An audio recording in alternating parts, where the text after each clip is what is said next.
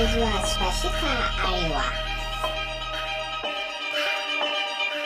Ka danna alamar hannu kana ka danna alamar subscribe domin samun sabbin bidiyon da muka ɗora.